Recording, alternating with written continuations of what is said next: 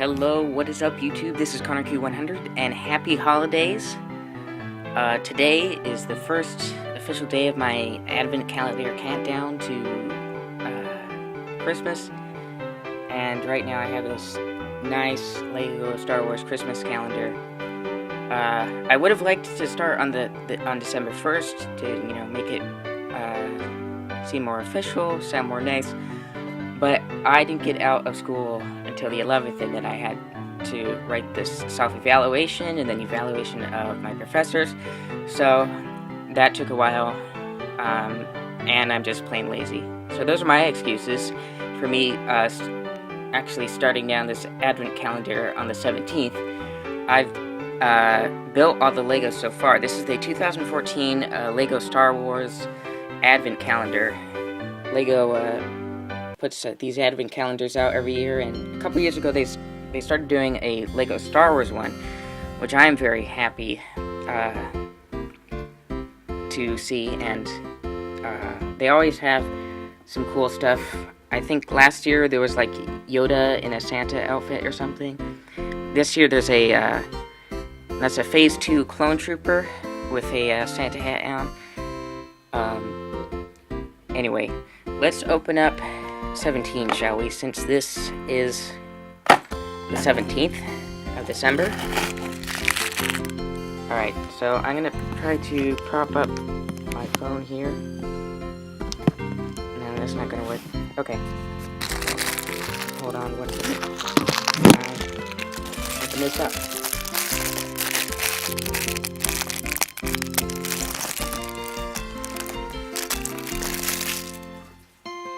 Alright, that's opened.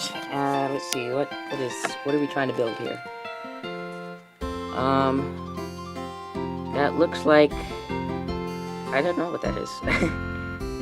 Looks like a turret of some sort. Maybe it's a Hoth turret? I'm not sure. Alright, so this is the finished product. Whatever this is supposed to be. I think it's supposed to be a Rebel Hoth turret. It has one of those new guns, and well, it went really far.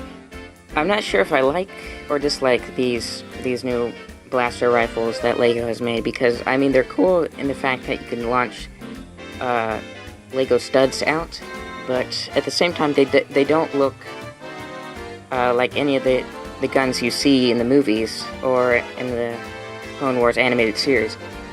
But I don't know. I mean, I'm fine with the change. I know some people are not fine with the change. I know my younger brother Ryan, he's not liking it. He was actually asking me if I had any extra of the older guns because he wanted to grab as many as he could. But anyway, yeah, this is pretty much it. But, it's an advent calendar build, so it's quite small. It's got to fit into one of these boxes.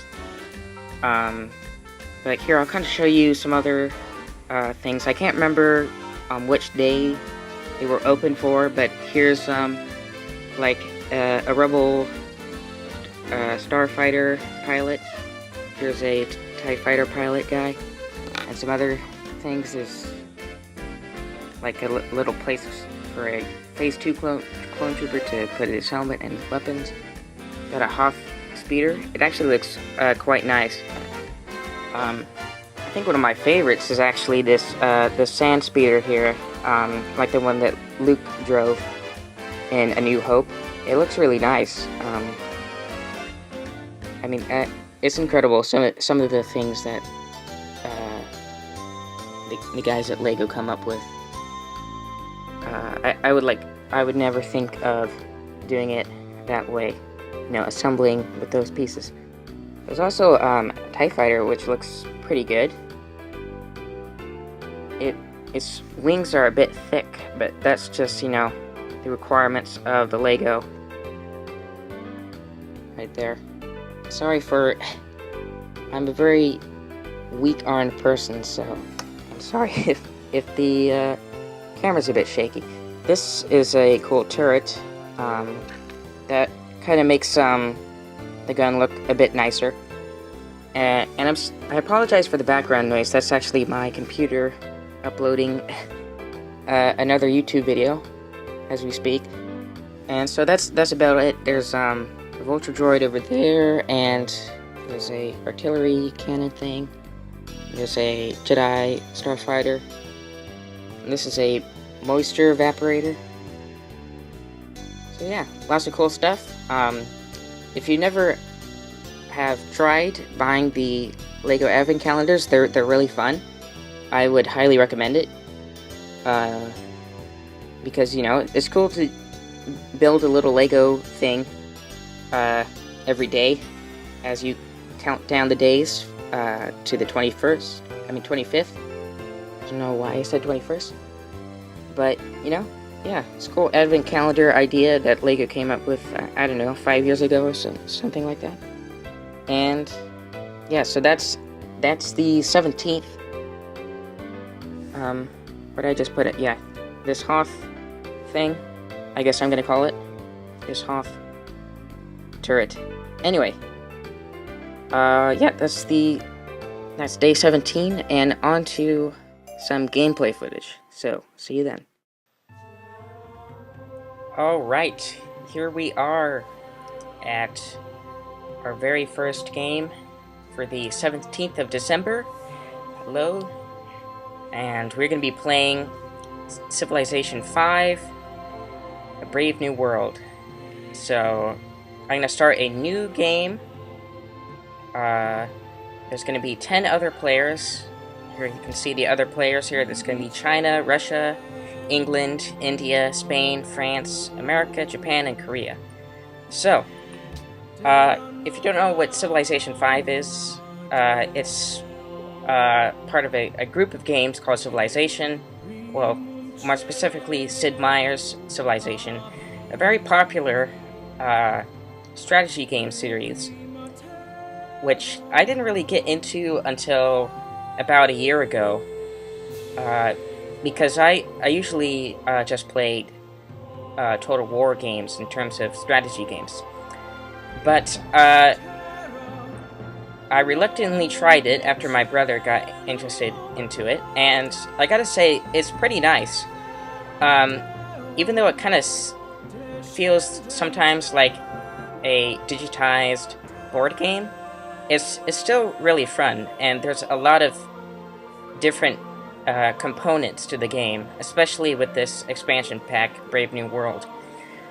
So anyway, I'm going to be starting a new campaign. Well, I guess new regular game. It's not a campaign, really.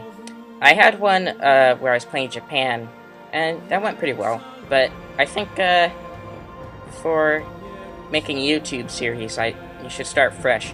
So I'm going to be playing as Germany.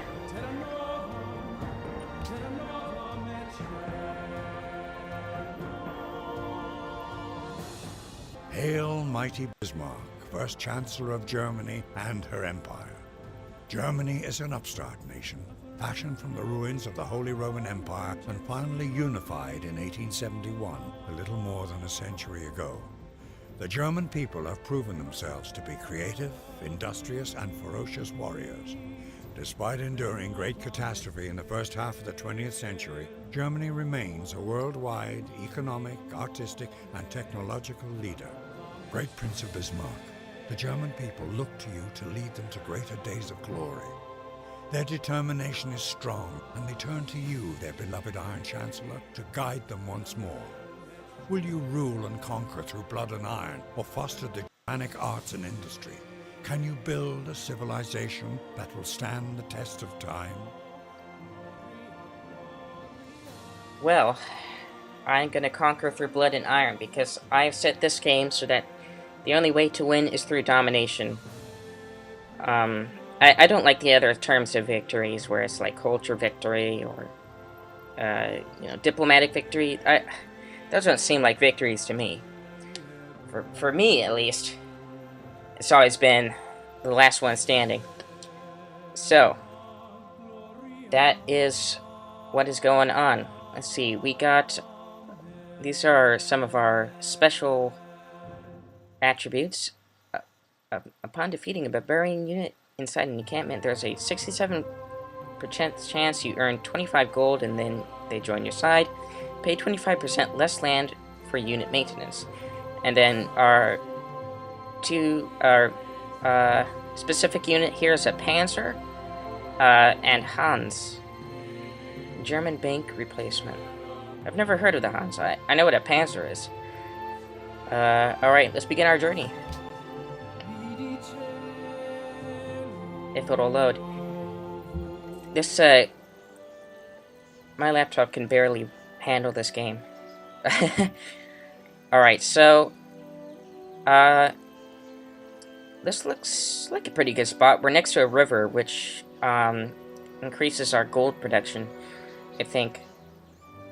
Alright, so let's found our city. I think it's gonna be Berlin. Yeah.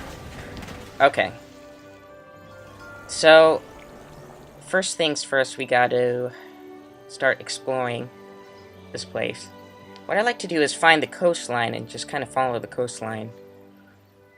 Of course, there's plenty of other methods for exploring. Okay. Let's choose production. I usually start out with a worker, but maybe I want to start out with a scout this time. I don't know. I mean, it takes a long time to get a worker, and they're quite useful, but it's a hard choice. Maybe I'll go with the scout. That may come back to haunt me. Let's see. Well, there's sugar here, which requires a calendar. Where does calendar come from? Okay. So, pottery is probably a good thing. Yeah, let's go with that. Let's go with pottery. So, at the start of the game, it's very slow, so I'll probably cut until there's something interesting going on. Ooh, what's bison? Oh, that's cool. I've never seen bison before. That must be either. Well, I have two expansions. I have Gods and Kings and Brave New World for this game.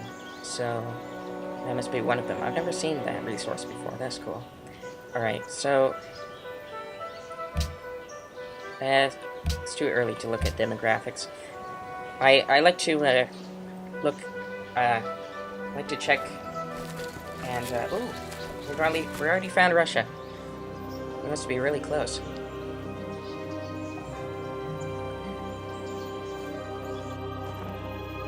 Приветствую тебя, незнакомец.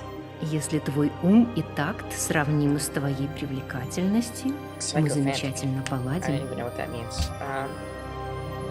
Говори. We can't really do anything right now.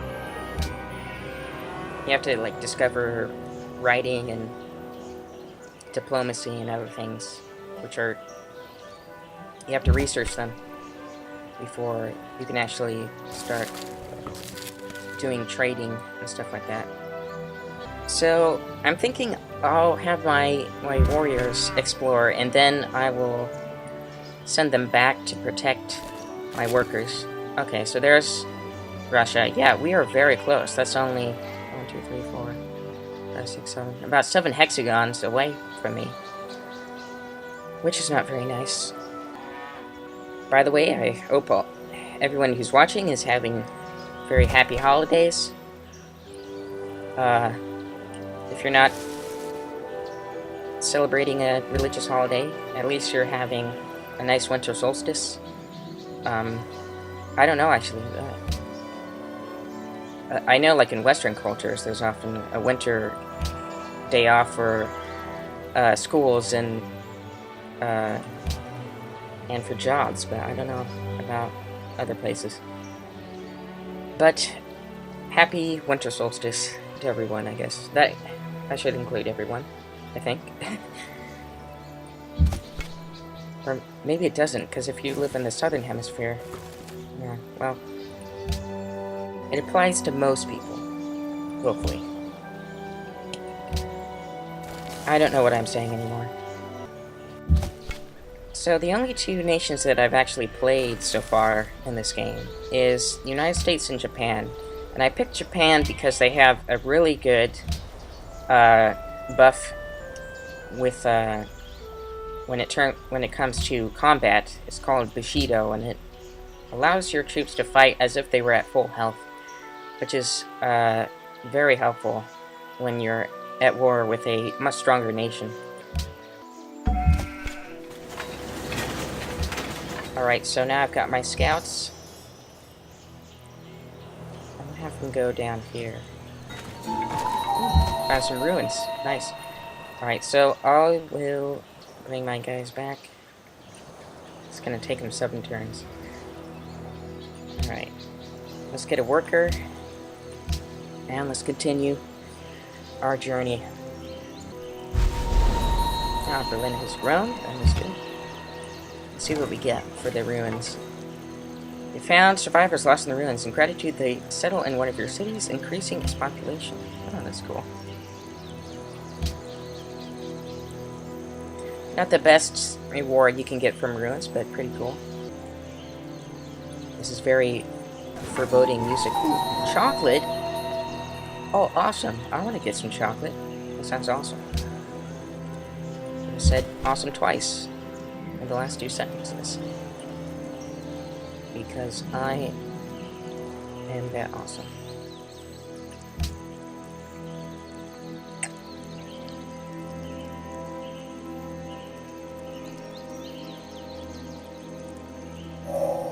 Shall the clay say to him that fashioneth it, what makest thou?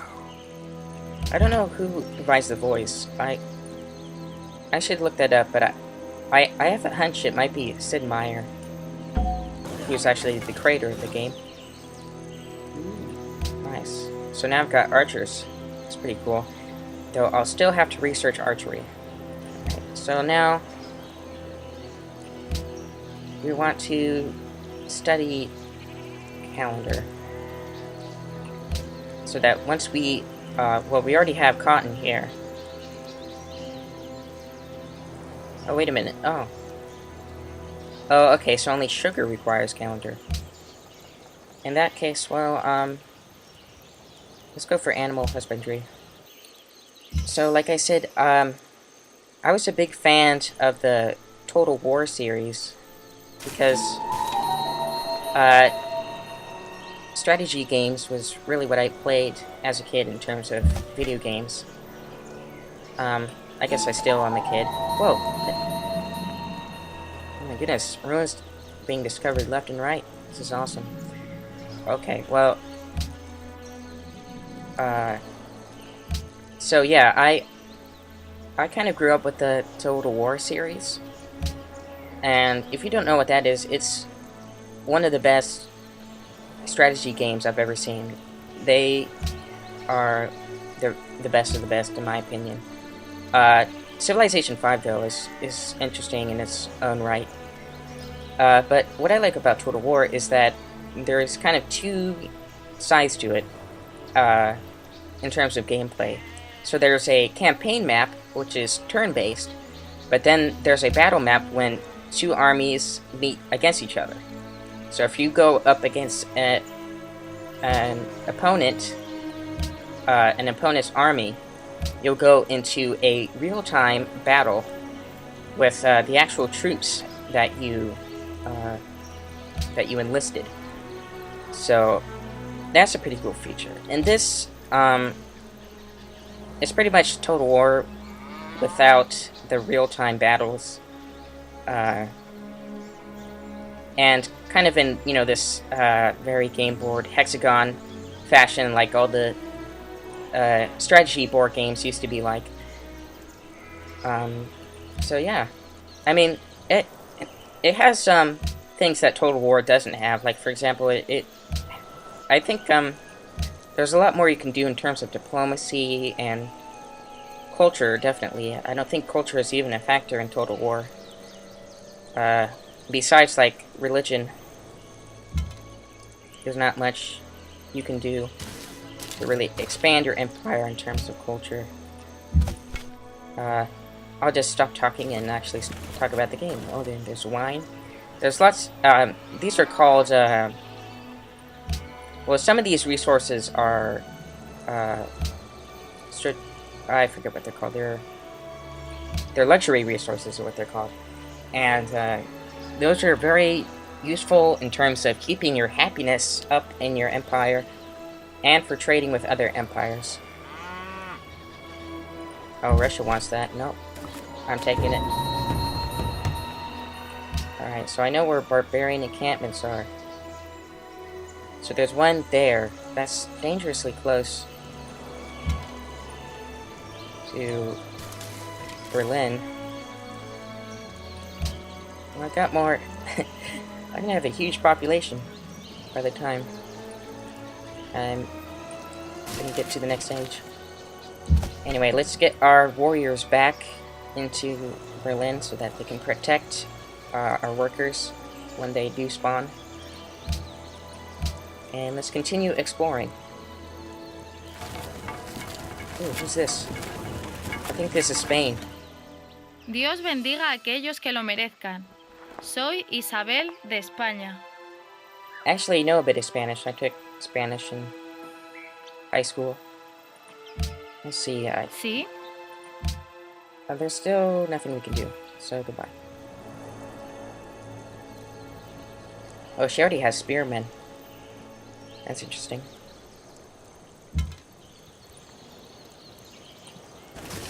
For a long time, in terms of difficulty settings, strategy games actually give buffs to the AI players because they're so dumb that they would never stand a chance against human players. So, if you're not playing like on an easy difficulty setting, they're likely to have some sort of buff to help them actually be more of a challenge to the human player. Now, of course, the AI has improved over the years, but it's still a common sight in strategy games, which is kind of annoying, but, you know, in terms of, you know, computer technology, you know, we're still in our baby stages. I mean, it's going to be a while before we get an HAL 9000. So, yeah. So I'm just kind of going off in this random direction. That's kind of usually how I explore things. I think that's Isabella's border. Or maybe somebody else's. Oh, this is the United States.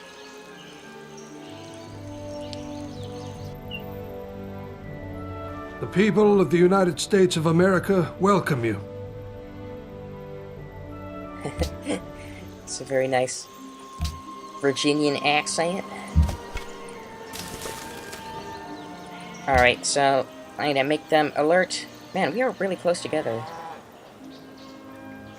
Did I? I hope I made this map the right size. Thou shalt not muzzle the ox when he treadeth out the corn. Oh.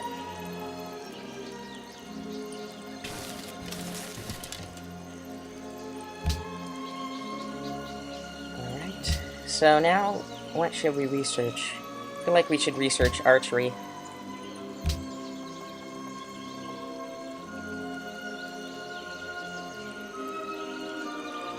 What is this? Temple of Artemis. Oh, that's cool. That is a wonder. Wonders can give you different boosts in your economy or in your military. They're quite useful. And more ruins. This is awesome. Although I've not been having good luck in what I get from the ruins. Sometimes you get gold, and sometimes you, I think I once got a free, research thing. Gain culture. That's, wow. I've turned off culture victory, so expanding your culture doesn't really do much in this case. Oh, I can adopt a policy now. That's nice. So, I always try to expand in technology or science, and if you want to do that, you want to have a small empire. And tradition, it says, is best for small empires, so that's what I'm going to adopt.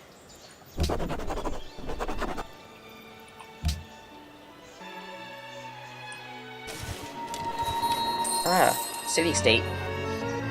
Antwerp. That's a comical name. So, if you can get city-states as your allies, they're very helpful. They can't grow. The haft of the arrow had been feathered with one of the eagles. That's very nice. Anyway, they can't expand their borders, but they can give you like troops, and they can give you gold, I think. Alright, so now we want to research calendar, because we now have sugar.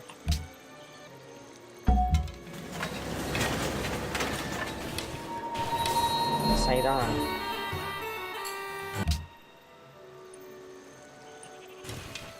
I've heard of Saigon.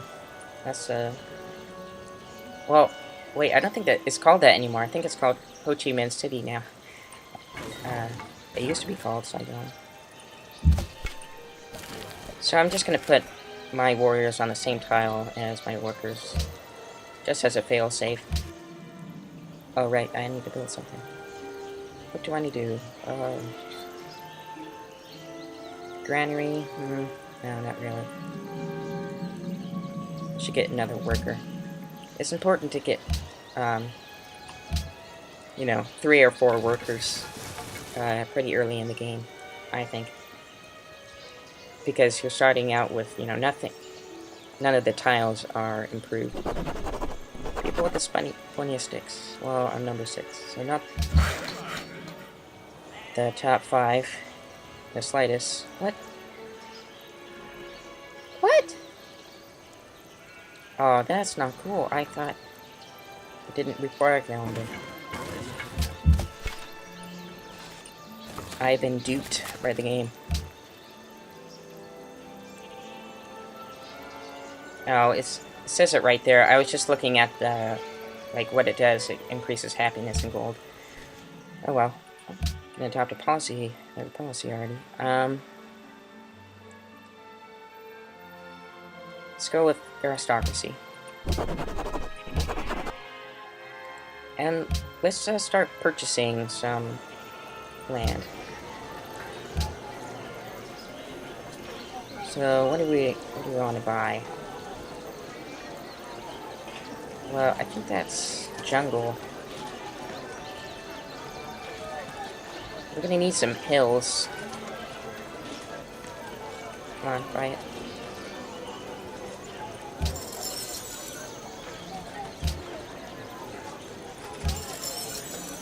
Yeah.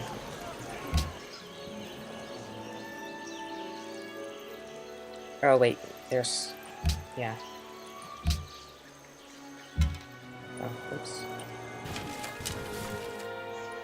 Gotta be careful not to actually go inside the territory of a city-state, because they do not like that. And you'll lose influence. Looks like the Spaniards are fighting somebody. So, it looks like I've discovered the northern point of this continent. Usually, when it's a continents map, there's 2 large continents, sometimes 3, and then some islands here and there. I don't know, it kind of makes the game more realistic, because, you know, that's how the Earth is, geologically speaking. You know, it's vast oceans with continents.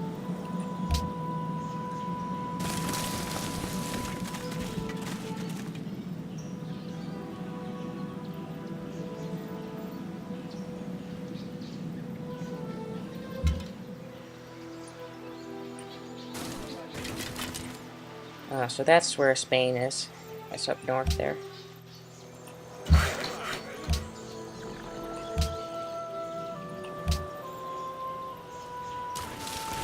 Oh. Oh. Really? Are you kidding me right now? Oh, she blocked me off. I can't move. Oh, maybe that. Could they be that smart? The AI in me? Like, completely block off my troops? Okay. Next turn, I can get it. Yeah, I can't move. Oh, that's stupid. Do nothing.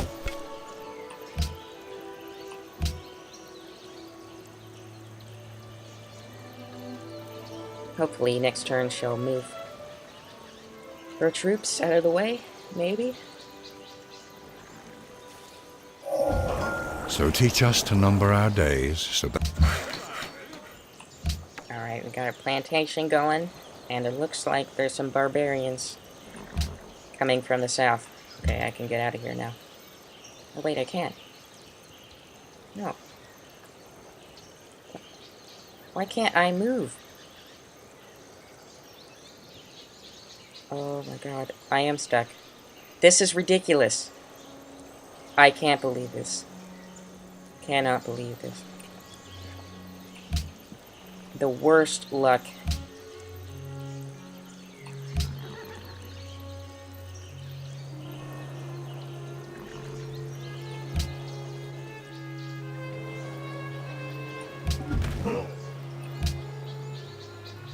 I don't know what to say. They're stuck.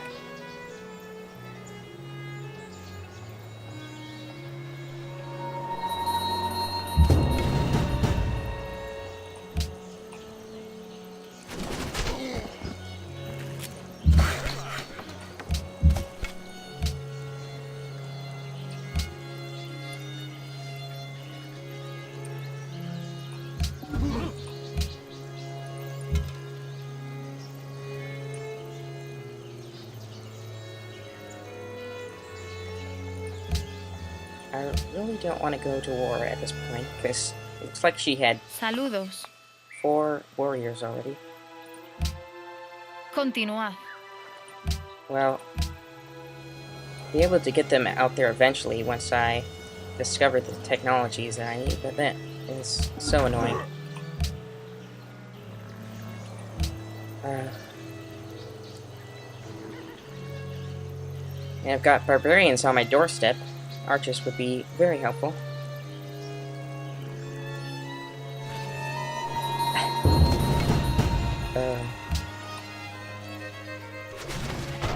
Are they on a hill?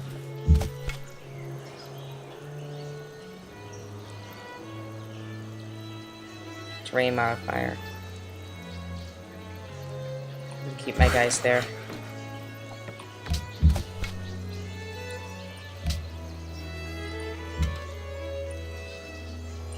Still can't move them.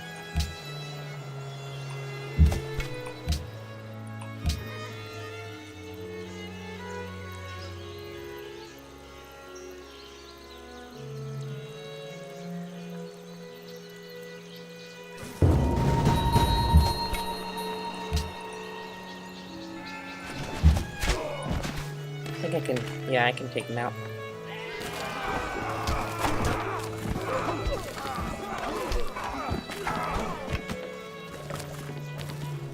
Wow, that last barbarian, he really fought to the death there. I applaud his... Oh no, it's not, he's already founded the Pantheon. I don't care, I'm German. Germans have no need for this Greek nonsense. Or was it Roman? I don't even know. Alright, so now we've got a cotton plantation. So that's up and running.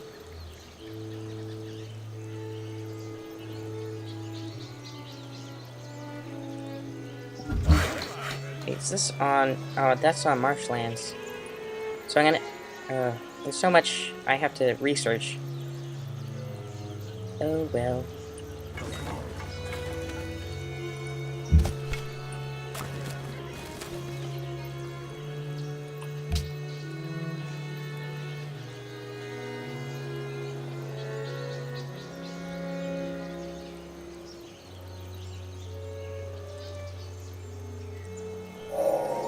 The meek shall inherit the earth, but not its mineral rights. I just thought that voice was a bit off. Like, he says it so quietly, the meek shall inherit the earth. But then he's like, but not its mineral rights. I don't know. That's just me.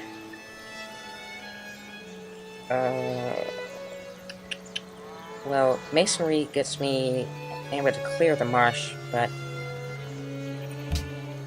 I need to get some diplomacy going so that I can get my archers out of there.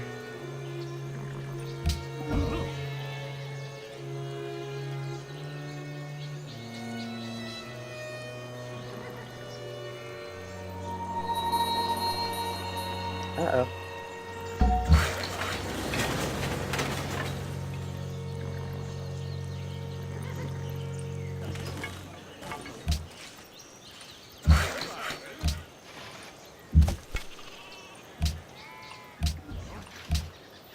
Alright. What do I want to build? This take forever.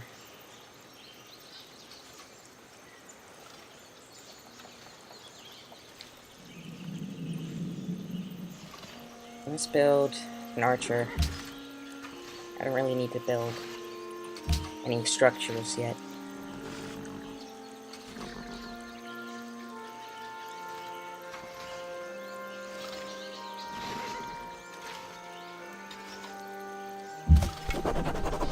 Oh, more barbarians, I see.